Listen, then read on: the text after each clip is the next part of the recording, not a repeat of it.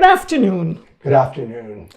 I'm Nicole McAllister, and I'm sitting here with Roland Muzzatti, our District 4 RTO ERO President. And Roland, thank you so much for accepting to do this I'm very interview. pleased to do it, and thank you and your committee for inviting me to be here with you today. Well, let's get into it. The first question we have for you, Roland, could you talk a little bit about yourself, your credo, your passion, your principles? You know, as I reflect on that question, I think of the three F's. For me, the first F is family. I've been very blessed with a loving family, both my family of origin and my current family. My wife and I will be celebrating our 50th wedding anniversary later on this month.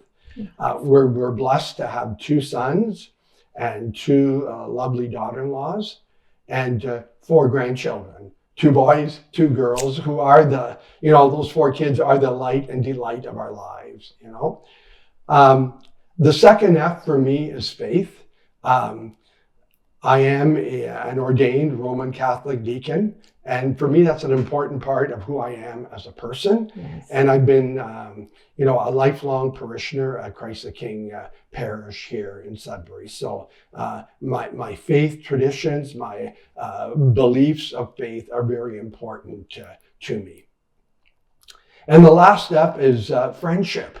I think it's important to have connections with friends. And let's get in retirement. On Saturday morning, I meet this group for coffee. Monday morning is this individual. Tuesday morning, I have breakfast with so-and-so. And actually, that's the reason why I've been involved in RTO for the past 13 years.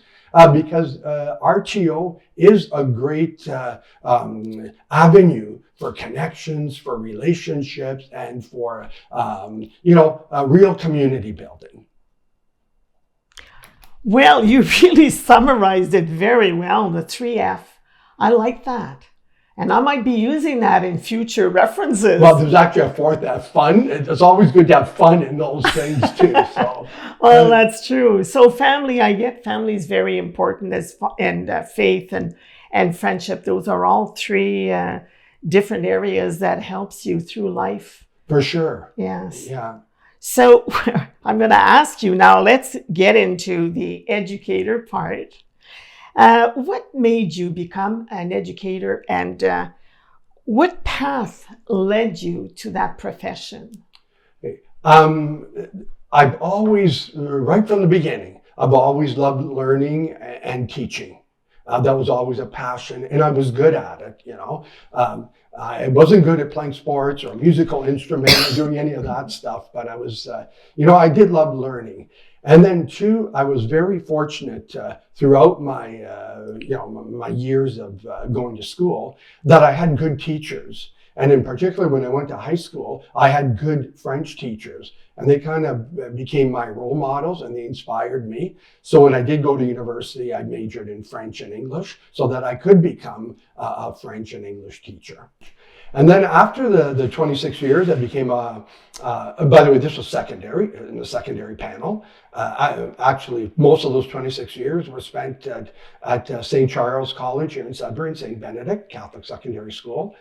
And then I became a vice principal at St. Charles College, and then a principal. And then when student success first came out, many boards did program principals. And I was a program principal of student success. And then my last 5 years, I was a superintendent of education with the Sudbury Catholic District School Board.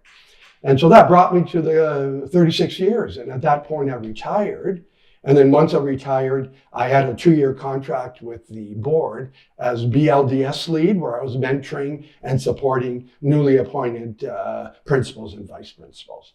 Another great success is I was very fortunate that I basically worked at 3 places: St. Charles, St. Benedict, and at the board office. In all 3 places, there was a great feeling of family among the staff. Now, what would be the struggles? Because you had some hard positions. Yeah, well, the struggles were basically in the personal life, because it was really tough for me to do the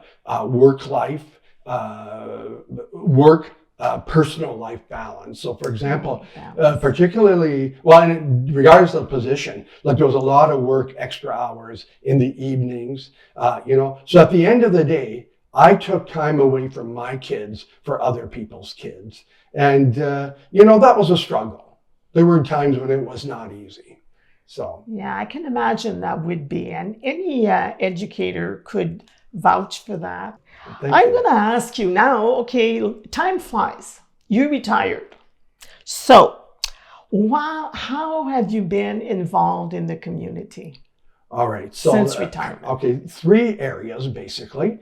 The first one is the church. Like I'm an active member of Christ the King. And part of it is, since I'm a deacon, one of the things I get to do now is I get to visit schools as Deacon Roland. So for example, this morning, I was at St. David's leading them or presiding at a Remembrance Day service. So it's great for me now to visit classrooms and in the whole idea of the school, parish, home partnership context. And also, like with the church, there are other meetings there that I'm involved in, liturgy, finance, so there's a lot of things there that keep me busy. Right? The second area, I'm greatly involved with L'Arche. I'm part of the Spiritual Life Committee of L'Arche Sudbury, and I'm also an associate member of L'Arche Sudbury. And once again, I can't say enough good things about L'Arche. Do you know there's only 8 large communities in all the province of Ontario, and Sudbury's blessed to have one. We don't realize the hidden treasure, the jewel that L'Arche is in Sudbury, and the impact that people with disabilities have on a community. And the third area where, of course, I'm really involved is RTO, or RO. I said earlier, I think it's 13 years I've been involved, and I got involved in the executive, right away, the executive board. I was secretary for 2 years, first vice president till last January, when all of a sudden I became president of District 4. So to me, it's important. Yes, family is very important, and that always has to be priority number 1. But it's equally important to get involved in the community, in things outside the home and outside your immediate family.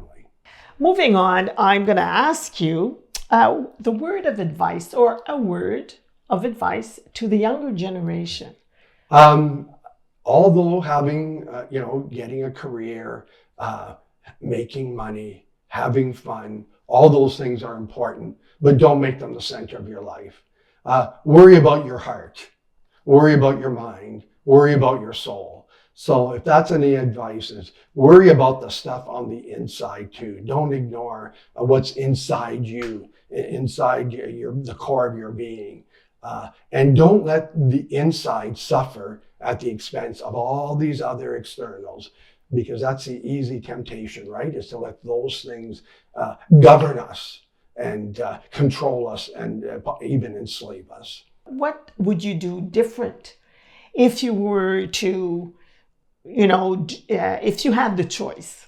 Right. One of the things I would do differently would be going back to those 26 years I spent in the classroom. See, the position I got as a young teacher, I was 21 years old when I walked into a secondary classroom for the first time. I replaced someone who had been fired because in those days, the expression was he couldn't control the class. Mm-hmm. So that was always in the background of my mind, that I had to be a very strict disciplinarian. So looking back on it, I think one thing I do differently is I wouldn't flex the rule book as much. I think I'd try to be less rigid and more flexible and more compassionate, I think. And so looking back, if there are any former students here are listening to this, and I apologize if my inflexibility, my rigidity caused you harm.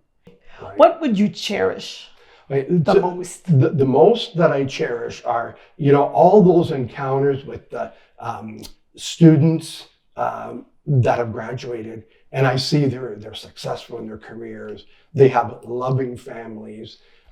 Some of the things I cherish, I've had at least 2 instances where former students have gone out of their way to call me. They lived long dead. One lives in Quebec, one lives in, they went out of their way to call me and to thank me personally for the impact I had on their life. So you can well imagine those are very touching and moving moments that I didn't expect because they hit me out of the blue, you know.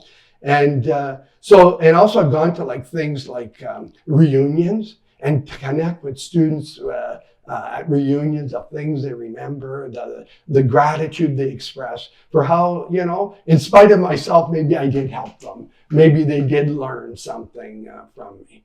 And the other, I think even more than that, what I cherish is now in my role as deacon, I've had a chance to officiate at weddings of former students.